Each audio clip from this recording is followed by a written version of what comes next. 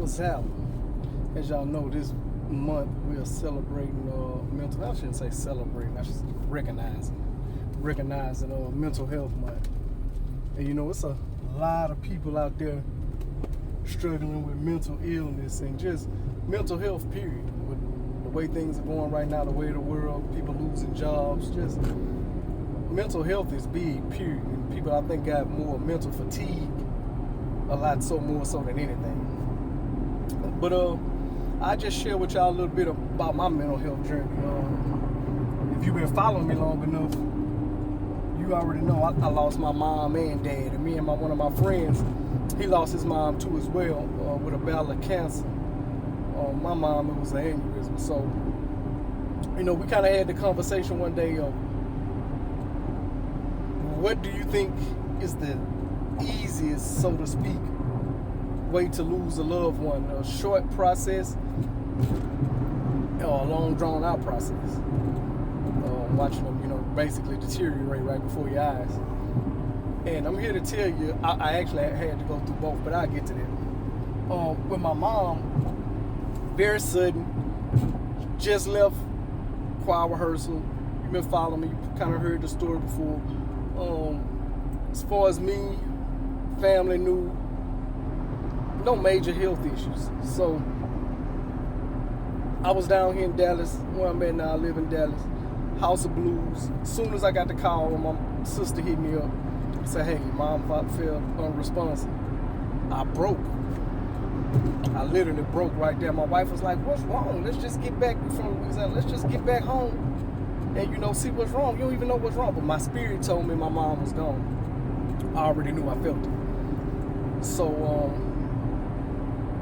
I dealt with it through that aspect. My father, he went through, he had a knee replacement, but then he had early set dementia before that, and then it kind of fast tracked. And so I watched dementia take one of the sharpest, you know, minds I knew. Funny, always, you know, kept himself up, clean as the board of hell every time you see him. Deteriorate him to under 100 pounds to nothing. And so you basically go through that process of losing someone twice, because as I would go home and sit with him, I would basically rationalize what's happening and say, okay, this is it. It wasn't going to be no reversal. It wasn't that nigga treated, nothing like that. So I had to come to terms with, hey, I'm losing my dad, and I had to go through that process with him. And so I'm just saying that to say, what I learned to appreciate, because where the mental health come in, because at first I was beating myself up like, man, all the good that my daddy had done, and I thought, you know, equity that he put out in the world, a good equity of doing for people and thinking about Bible verses, your last days will be your best days, and I'm wrestling with religion, and I'm like, this don't seem right. And I watched my dad get used, charged for stuff up to his dying day, put him in the ground, still getting in. My daddy didn't die owing nobody, I'll just say that. Everything that was attached to his name or done for him, it was some type of ticket attached. So what people will do for you, or what you do for people, has no bearing once you're no longer a transactional benefit for them. So you got that part going on. I wrestle with that. But I took solace in knowing that I grew up with some people that their parents didn't get to see them grow up, and my parents got to see their grandkids. I also had a grandmother that lived to be 99 years old, and she experienced death from every aspect you could experience, from brothers, sisters, husband, cousins, friends. And she would always say the death of her child, which was my grandmother, was the hardest death she ever dealt with. So I took solace in knowing that it was the natural progression of life, that my parents did go before me, and I got to experience them for an extended period of time, because I couldn't imagine what that would have done to them if me or one of my siblings would have went first. So I had to compartmentalize that. And does it still hurt? Of course.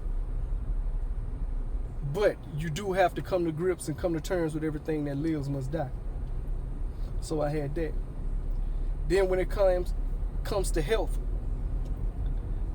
I'm not just no random old school cat that grew his hair. I went through a battle of psoriasis. Man, that is debilitating. I couldn't use my hands, could barely walk. Lost all my hair. My hair started falling out. Discoloration in my face, my skin. It was hard to even look at the mirror. And to get up and having a physical go, because I've always been big on my appearance, my hair and all that. And to get up and have to deal with that every day, it was demoralizing. Demoralizing. I felt like, I ain't gonna lie, I felt like, man, what if I didn't wake up? Would that be better? That's just how bad it was. So, eventually, I started getting better and stuff. So when you see this hair, man, this mane, I wear this like a badge of honor now. Because I thought I was going to be bald headed. I'm going to be honest with y'all, man. I went through it. Like I couldn't even walk, couldn't grip, grip things to hold it. Man, it was a battle. And so sometimes I'm saying all this to say, man, while I was going through my darkest days and dealing with all this, there's somebody out there might be celebrating their biggest victories. Or on the flip side, it could be somebody out there going through their darkest times as well.